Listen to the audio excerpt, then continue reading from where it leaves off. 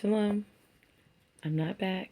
It's something that Ruach HaKodesh has just been showing me and speaking to me about quite often recently. And just wanted to pop on here real quick. Again, I am not back. Let me emphasize, I'm not back. And this is not meant to be any type of teaching video. It's just me sharing with you. So, in the time since the last video that I made, Ruach HaKodesh has been dealing with me, not in a bad way, but the word that has kind of been the theme of this season, I guess you can say, that I'm in, is cultivation.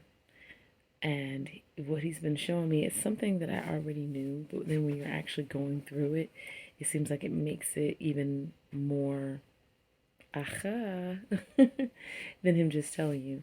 So one of the things that he's been showing me is after your initial deliverance, when you give your life to Yahushua HaMashiach, after your initial deliverance, when you start to go through that process of sanctification, is what a lot of people call it, when you start to go through that process, that's when Abba Yahuwah starts to cultivate within you a certain type of mentality.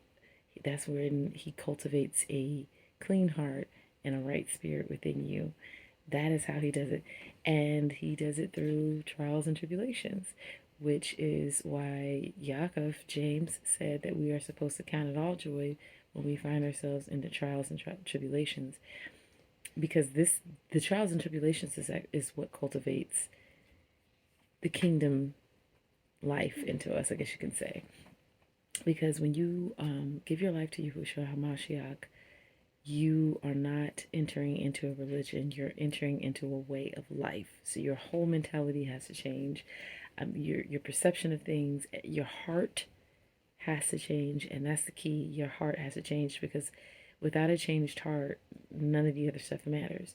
So that's actually what I want to talk about, because lately, every time I get around or hear super highly over the top religious people just kind of badgering other people, it was always this pang in me. And, I introspected and I was like, hey, Abba, like, is this something in me that I need to hand over to you? Like, what is this that's going on? And that's when he revealed to me that no, that's Ruach HaKodesh, not being pleased with what he's hearing or seeing. And that's what I'm going to talk to you about. First and foremost, none of us are perfect. I can't save you, you can't save me. So we should never be trying to conform other people to our idea of righteousness or what we are doing. We always should be pointing people towards the King, Yahushua HaMashiach, and let him be the standard, because if any of us were the standard, then it would be a whole book written about us and not Yahushua HaMashiach. So the same grace that Yahuwah gives us while he's walking us through that process is the same grace that we need to give to other people. Yes, we should tell people the truth. Yes, we should suggest to them, hey, you know what? The direction that you're going in is not right. You should probably check this out over here.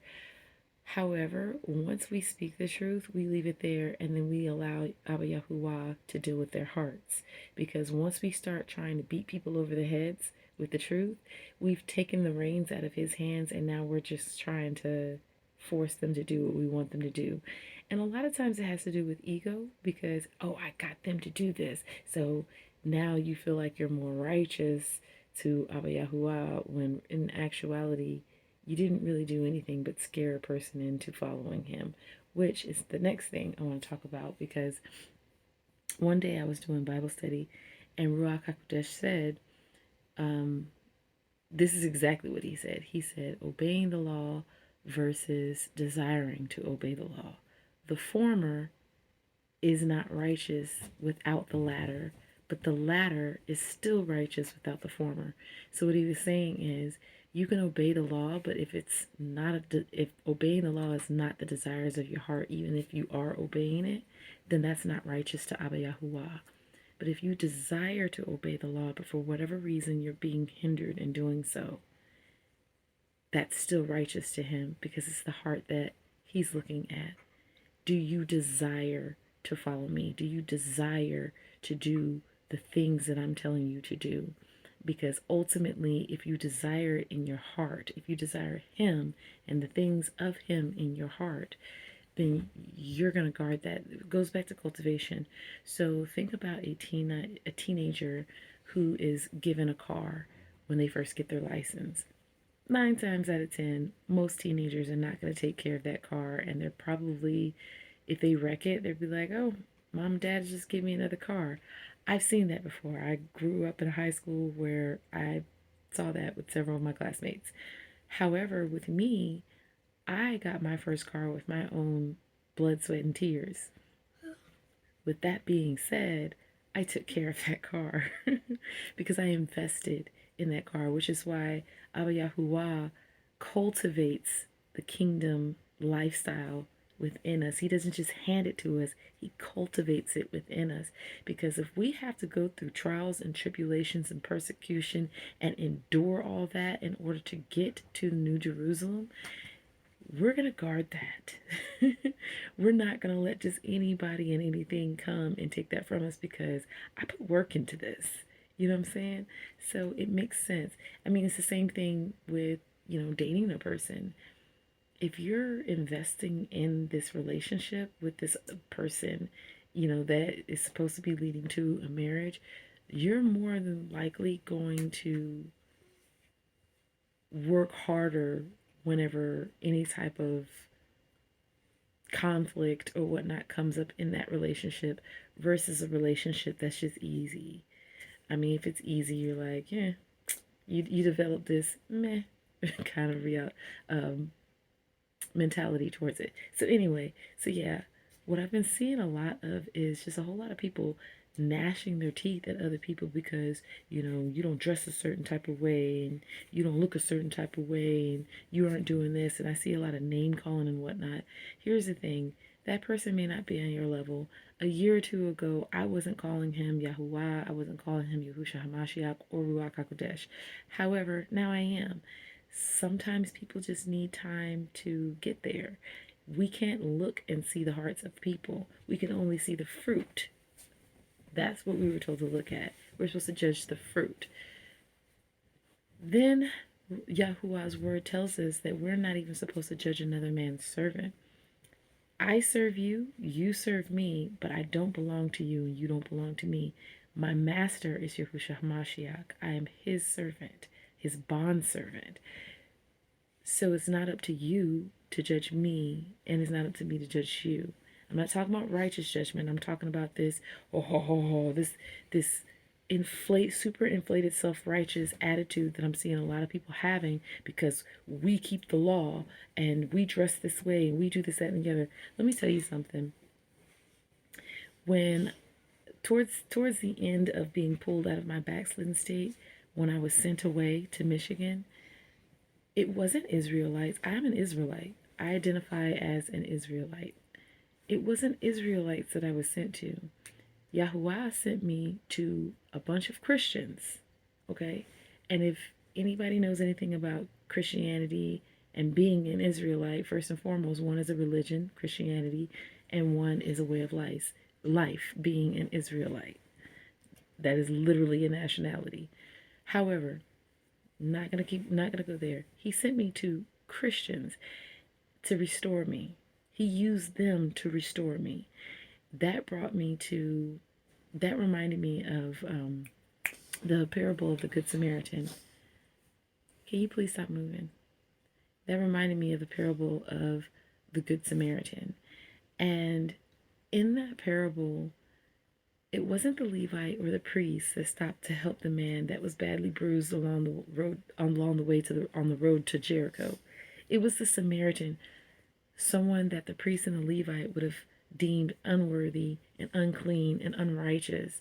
However, he was the one that did the righteous thing, because the priest and the Levite were so busy, were so worried about not touching something that was unclean. That's the reason why they passed to the other side, because they didn't want to be unclean according to the law, because they weren't perceiving what the law really meant and what it was really for. But the Samaritan came along and did what was right in Yahuwah's eyes. So you see where I'm going with this? We're sitting and we're judging people and we're getting puffed up and we're calling people names because, oh yeah, they're not doing what I'm doing. And da, da, da, da. Here's the thing. Yahusha told his Talmudim, his disciples, that there will be people that said, I did all this stuff in your name. He's like, oh, but I never knew you, so gone somewhere. What he's saying is, it's not the stuff that you're doing that makes you righteous. It's your heart posture. What does your heart look like? And truly, the only one that knows is Yahuwah. But that's what he's looking at. He's looking at your heart. Okay? So all this looking down on people because they not doing what you doing, that's self-righteousness and that's pride. And that's what's been bothering me lately because yeah, I see a lot of stuff and I'm like, that's not right. Talk to the person. Pray for the person. Because the thing about it is, we're not each other's enemy. But as long as we keep fighting each other and talking down to each other and backbiting each other instead of supporting each other, praying for one another, teaching each other, so on and so forth, we're doing the enemy's job for him. As a matter of fact, Yahusha said that they will know that you are my disciples by how you love one another. I don't see that and it's irritating me. So that's the end of that. The last thing I want to say is towards the end of my backslidden state when I was right before I started entered into the process of being redeemed from that backslidden state, 2019, by that time I had been smoking very heavily and drinking a lot, and then I wasn't drinking a lot of water. So those three things combined, I was severely dehydrated, and I was at a friend's house one day and I had something that resembled a TIA, which is a transischemia attack, which is basically a mini stroke. I don't know for sure if that's the prognosis because I never went to the hospital. In all honesty, I was too afraid to figure out if that's what had happened to me. But we did pray that day. And I realized that I had fallen pretty far. And it could have been that it could have gone the other way. I could have had something happen to me. And it's like, if you die like this, Hadassah, you're not going to make it to the New Jerusalem, ma'am. So that was my wake-up call. And it had gotten so bad prior to that that I couldn't even talk. And one of the ways that I worship Yahuwah is through song. My entire life, everybody has known me as a singer. Before I started smoking and drinking, I had a beautiful voice, and I damaged it a little bit. It's in the process of being restored. But to my ears, I know what it used to sound like versus what it sounds like now. However, Ruach HaKodesh had to rebuke me on that. And he said, you're supposed to make a joyful noise unto me. So, with that being said, I actually have started recording myself in my private praise and worship sessions with Abba Yahuwah, and I listen to it at work when I'm in the dungeon. That's what I call my work area. I call it the dungeon. I listen to myself. And I found this guy on YouTube, Kyle Lovett, and he has amazing praise and worship instrumentals. And every once in a while, I'll come across one of his songs, and when I hear it, Ruach HaKodesh just starts bringing lyrics to me. And next thing I know, I've literally written an entire song to this dude's instrumental. So I actually recorded 2 of the times that this happened, and I'm going to link those below this video along with a link to his page. So if you want to go in there, you want to listen to some of his instrumentals, you can. I pray that the songs that I'm going to link bless you. I don't care how they sound. They are very low budget because I was literally in the den in my house with the TV playing the music, and I was recording it with my recorder on my phone. So this is not some studio sounding praise and worship session. But I just pray that the lyrics bless you. I just pray that the songs bless you the way they bless me. Ruach HaKodesh has led me to share these because please believe I wouldn't be doing I wouldn't be doing this if he didn't say anything, because I'm actually very shy about my singing, especially since my voice has become damaged. I'm very shy about my singing. Not trying to make any money off of this or anything. I just want I just want you guys to see what Abba Yahuwah is doing in and through me, even after I walked away and became backslidden in my walk in relationship with him. And not only that, I want you guys to see that it doesn't matter if you think you can do it or not. If he says do something, you do it. He'll supply all the rest of that stuff. So, you know what? Scratchy voice and all. My pitch is off. I mean, I used to be pitch perfect. My pitch is off, all this stuff. And you know what? I'm going to sing anyway, because if I'm dead, I can't sing at all. Or if I'm alive and I lose my voice, I can't sing either. And there are people that are mutes. They can't sing. So I'm going to sing. I have a voice. I'm going to use it. Don't let nobody tell you that you can't do something. You better sing, make a joyful noise unto Adonai, unto Abba Yahuwah.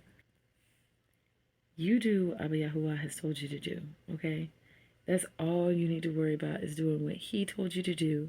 Worship him the way he has told you to worship him. Of course, within biblical parameters, because there is a foundation. So if we're standing on the foundation, which is Yahushua HaMashiach, everything else after that,